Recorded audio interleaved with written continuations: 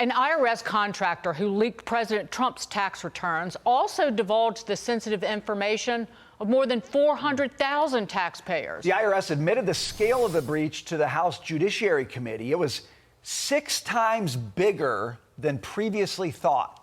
The leak also disclosed the tax returns of Elon Musk, Jeff Bezos, and our next guest, who is leading calls for accountability. Joining us now is Florida Senator and Senate Budget Committee member Rick Scott. Senator, I did not know that you were amidst those 400,000. I don't know, maybe you didn't know that until just recently either, because apparently nobody was willing to tell us how many people were in that group. My question to you is, the accountability on this seems almost non-existent. The guy who did it, to me, got a slap on the wrist. And we didn't get the information until just recently. It just has all the hallmarks of government trying to, bury something they don't like, Senator. What do we do about it? Well, first off, he was doing the Biden administration's job. He was trying to hurt Republicans and hurt Republican donors. He did mine, he did President Trump, he did Elon Musk, a bunch of others. Now we found out it was over 400,000. I actually went and testified at his sentencing, and I'm the only person that showed up. And part of it is people didn't know, but he got slapped on the wrist. He got one. Now think about it. The left, CNN, all these Democrats are complaining about Elon Musk might having information about your tax returns. Well, we know ProPublica, a left-wing organization, has it. The Biden administration never went after them. All right, this young man got 5 years and only got one count. And put in perspective, Project Veritas got raided by the FBI because they thought they might have Biden's daughter's diary. But ProPublica, a left-wing organization, we know has all this information.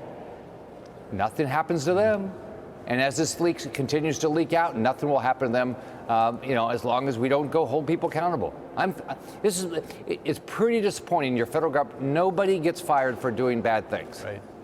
Well, you know what the response will be, Senator. It will be that's a violation of the First Amendment, and you're going after the free press. Well, then why did they go after Project Veritas? That's part of the First Amendment also. So they go after whatever Biden cared about. But there's a new day in town. There's a new sheriff in town. Kash Patel's going to do the right thing. Pam Bondi's going to do the right thing. We're going to hold people accountable. There's going to be accountability in D.C. now. So I'm very optimistic about the future. Right. How about keeping employees from stealing people's data? And there's the new sheriff in town now, but of course, sheriffs change from time to time. And I get nervous when, there's another sheriff in town. Folks like this are going to feel like this is the way I get back at my enemies. This is how I speak truth to power or something. I release their tax. That's what concerns me. And I feel like we might even see more of that now in this moment where we're actually going after this kind of stuff. Yeah, well, hopefully in the next 4 years, we're going to have accountability.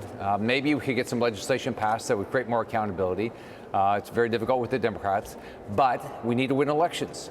We need to continue to have Republican House, Senate, and the White House to where we can change the direction of this country and have accountability and transparency.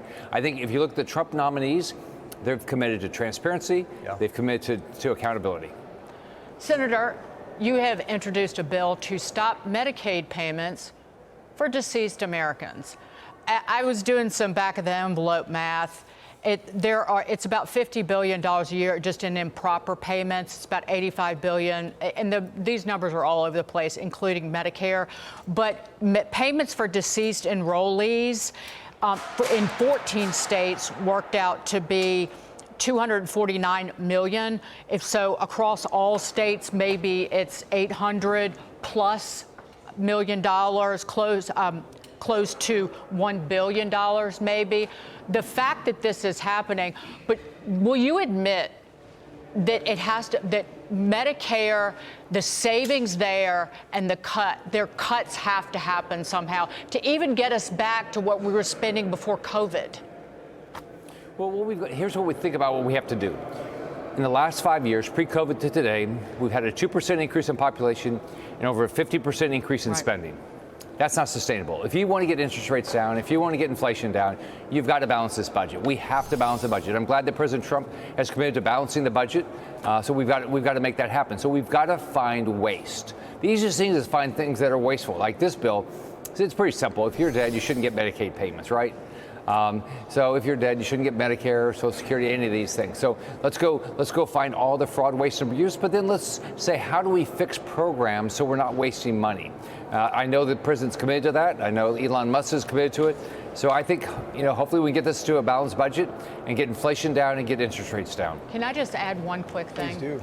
Because I look at this, and we had, there was Senator Hawley was speaking and said there are not going to be any cuts to benefits to Medicaid. He's not for that.